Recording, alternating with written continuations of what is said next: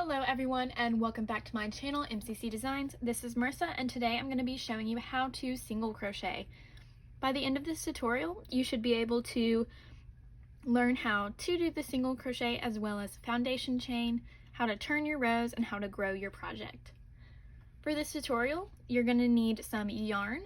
You can use any type of yarn you would like to. I am using a worsted weight yarn. It's an acrylic. And you will also need some scissors, a crochet hook. You can use any size that matches your yarn, but today I'm using a 5mm crochet hook to go with my worsted yarn. And you will also need a tapestry needle to learn how to sew in your tails. There will be links to all of the materials shown here down below, and let's get started. Alright, so to start off, we're going to make our foundation chain. And for mine, I'm going to chain 12 stitches, but for yours you can do however many you want to. You can do less, you can do more, whatever you like. The foundation chain is what is going to give length to your project. So here, this is the foundation chain, and it determines how wide your project is or how long, however you want to do that. And then as we build the stitches up, that grows it in this direction. Right? So first you're going to do your slip knot. And if you are not familiar with the slip knot or a foundation chain, I have a previous tutorial on the foundation chain, and I will put that in the description box and pop it up on the screen for you. But to start, I'm just going to do 12 chains. So that's 1, 2, 3, 4, 5, 6, 7, 8, 9, 10, 11, and 12. So this is my foundation chain. And for the single crochet, to start with, we're going to skip the first stitch next to the hook. So the loop that's on your hook does not count as a stitch. So we're going to count this as a stitch right here and this one as a stitch. So we're going to go into the second one from our hook, skipping one. So we're going to go right into this one. And so you're going to insert your hook through that stitch. You're going to grab the yarn with your hook. So this is called the yarning over. And you're going to pull through that stitch, just like that. So then you have 2 of the yarn loops on your hook. And next you're going to yarn over again, grabbing that yarn with the hook, and you're going to pull through both of those loops, just like that. Right? So you can go into this next stitch here, insert your hook through that stitch, yarn over, grab that yarn in the yarn over, pull through the stitch, and pull up that loop. So now you have 2 loops on your hook once again. So you're going to yarn over, and you're going to pull through both of those loops. Right, so you're going to do that again, inserting your hook into that next stitch, yarning over, pulling up a loop. So you have 2 loops, yarning over, and pulling through 2 loops. All right, so now you should have 3 stitches if you're following along with me. And we're going to keep doing all the way down. You're going to insert your hook, grab the yarn, yarn over, pull up a loop, yarn over, and pull through the 2 loops on your hook. All right, so you're inserting your hook, yarning over, pulling up that loop, yarning over, pulling through 2 loops, just like that. Right, so I'm going to continue that all the way down to my last 2 stitches.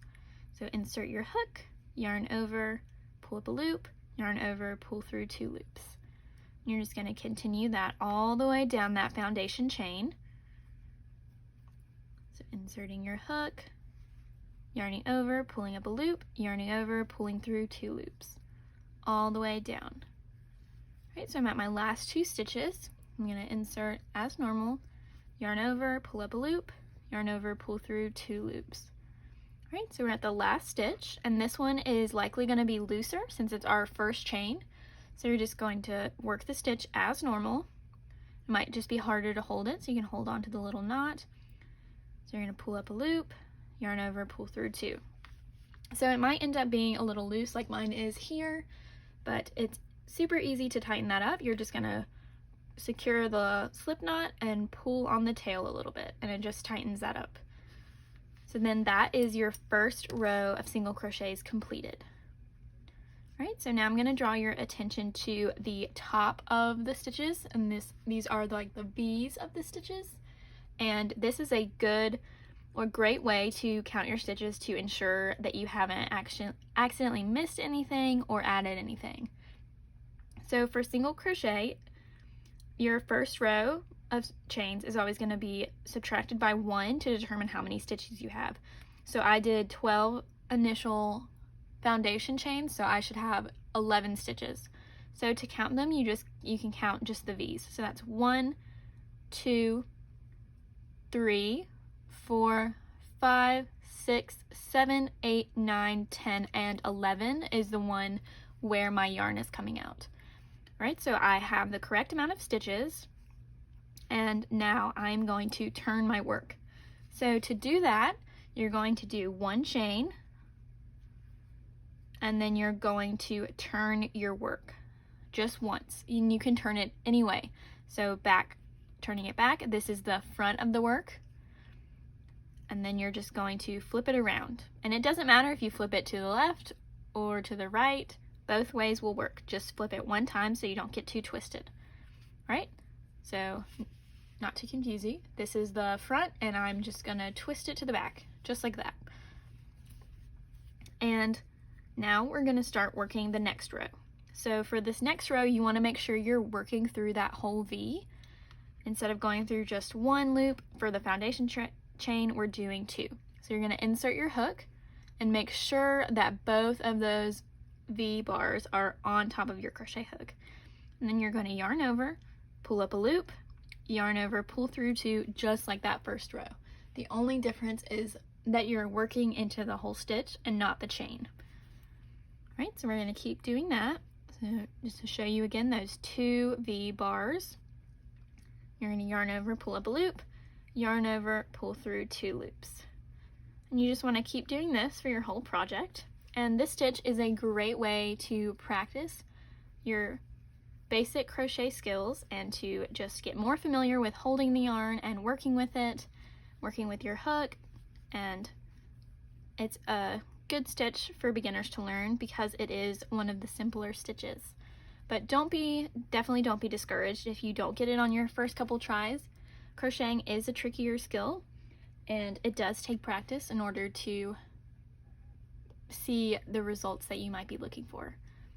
So definitely stick with it, and I suggest with this stitch either doing a swatch like I'm doing here today, or making a washcloth or a blanket, something that gives you a lot of practice with the stitches that you're trying to learn. All right, so I'm back at my end, so I'm going to insert, yarn over, pull up a loop, yarn over, pull through 2 loops. And this last stitch can be a bit tricky, especially if you're not as familiar with crocheting, because this is often where you can very, very easily add stitches or decrease stitches on accident, and that just prevents you from getting a straight edge like we have on this side. So what you're going to want to do is you're going to insert your hook, but you're going to want to make sure you have both of the V bars on there, because they can very easily hide under one another. So it's very easy to just do something like that, or to go into both of them separately, but you have to make sure that you have both of those bars on there. So then when you do that, you just work the single crochet as normal, yarning over, pulling up a loop, yarning over, pulling through 2 loops, just like that. So you can see how it's giving that clean edge look. So now we're going to turn our work again. So just chain 1 and turn, just like that. So we're going to work single crochets all the way back down, just like the previous rows. So we're going to insert our hook in that stitch, making sure we have both bars, yarning over, pulling up a loop, yarning over, pulling through 2. So definitely on the edges, it's most important to definitely pay attention to where you're putting those stitches in, because that's where it's super easy to add or drop stitches. All right, so we're just going to continue that all the way down.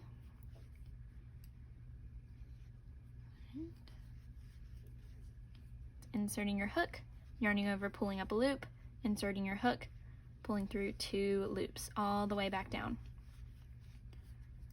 And if you find that your stitches are too tight for you to work into, like you're having to kind of force your hook through the stitch, then that may be because your tension is too tight, and your tension is basically just how tight you're holding the yarn. So if you are struggling to do that, if you're finding it too tight to manipulate the crochet hook through your stitches, I would suggest either holding your yarn looser or sizing up a crochet hook bigger than the one that's suggested for your yarn, because that will help a lot to relax your tension, and as you get more familiar with crocheting, that will also help. Right, so we're in the last stitch, so we're going to make sure when we insert we go through both of those bars, and we made sure there's 2 there, and you kind of just ignore this one because it's from the bottom. You do not work into that one. So you pull up a loop, have 2 on your hook, yarn over, and pull through 2. And another good way to make sure that you're not dropping any stitches is to go ahead and count them every couple of rows just to make sure you're on the right track. So I'm going to count them again, and remember, you just count the V's. So that's 1, 2, 3, 4, 5, 6, 7, 8, 9, 10, and 11. So I'm on track. I'm doing good. So we're going to keep going, and after we get a few more rows, I'm going to show you how to finish off your project, and it can work for small ones like this one or large ones as well. You'll just have to sew in your tails. Alright, so I'll meet you back here after I have a couple rows done, and then we will go from there.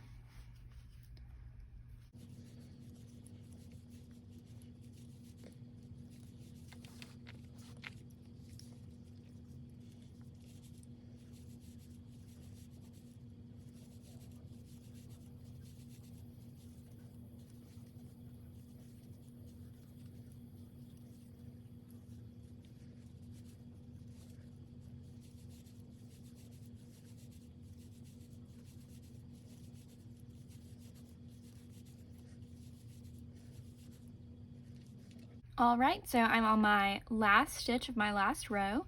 So again, we're just going to work under both those stitches and yarning over, pulling up a loop, yarning over, pulling through 2, just like that. Now it's time to finish our work. So what you're going to do is you're going to chain 1, and leaving your work on your hook, you're going to take your scissors and you're going to cut your yarn. Right, and you're going to leave a couple inches of a tail so that you can easily weave it in.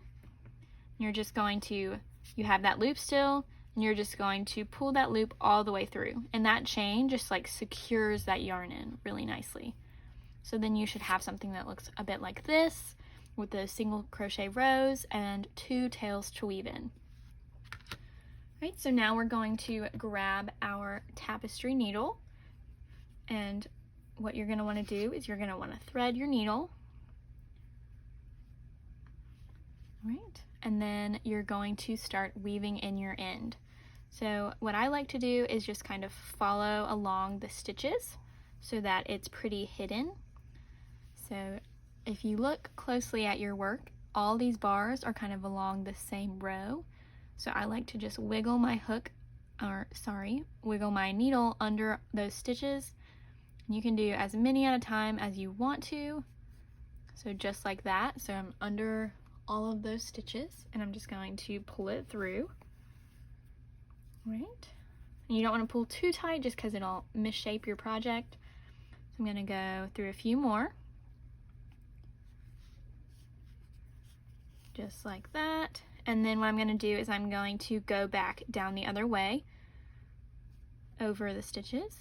So just put it all the way through, and then I'm going to go back a 3rd time.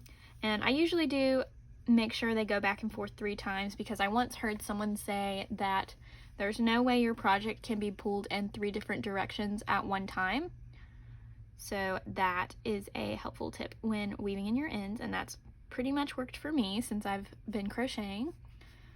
Right, so you just pull it just like so, and then you can't see it because it's the same color.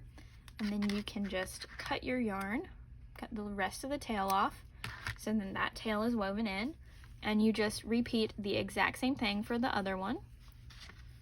So I'm going to thread my needle, and weave in the ends.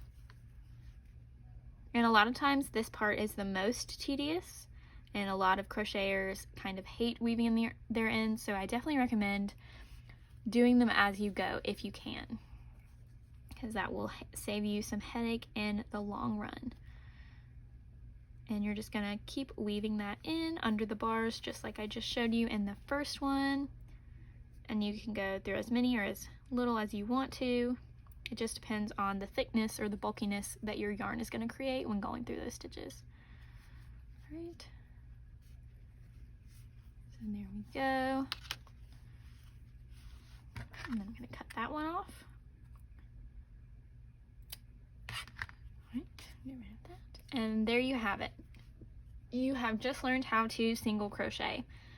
Definitely let me know if you have any questions or comments down in the comment section. I would love to hear your thoughts and if this was helpful for you, if you're a beginner or if you're a seasoned crocheter and just needed to brush up on your single crochet. This stitch is great for beginners. It's a simple stitch with not many loops to pull through, which is why it's so helpful. I will say though that it is a short stitch versus some other ones that are double the size, so it will take longer to finish projects than other stitches, which I will be showing other stitches as I continue this beginner series. This is the start, the single crochet, and I also have the chain stitch. So thank you so much for watching. Don't forget to subscribe and give it a thumbs up if it was helpful for you, or a thumbs down if you didn't find it helpful. That's okay too. Thank you so much for watching. I'm Marissa, this is MCCDesignz, and I hope you have a great rest of your day.